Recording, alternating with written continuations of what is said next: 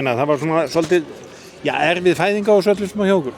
Já, við vorum greinilega ekki tilbúnar í byrjun leiks og lágum ótrúlega varnarlega og fórum með allt og mikið að færa. Já, það kemur alltaf góðu kapli eftir að við lendið 10-6 undir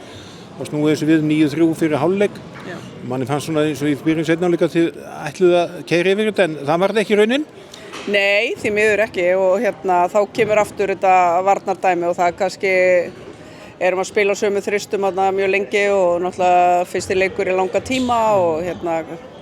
þannig að þú veist en það er engin afsökun við eigum að klára þetta betur heldur en við gerðum í dag finnst mér. Og það er náttúrulega stíf dagskrá því þið leiki vikunni og svo Evrópuleiki næstu helgi þannig að það er ekki langur tími til þess að vera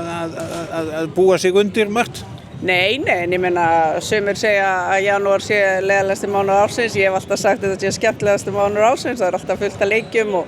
árum að veita af þá er janúar búinn, ég meina við að spila fullt og kalla landslið og þannig að við bara hlökkum til. Aðeins að markmanninum, Söru Sif, ég segi hún er ekki komin tilbaka eftir að hafa meiðst hann í vetur, má segja. Já,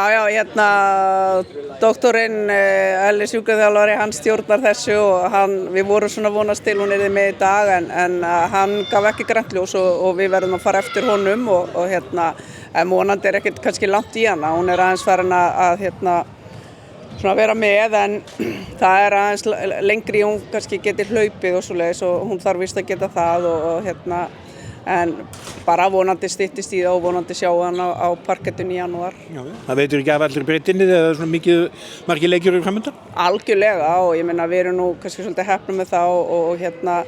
erum núna, Magga kemur þó bara inn og stendur vaktina fyrir okkur og meðan hinn er meidd og Elísa sömuleiðis og það bara kemur maður mann stað en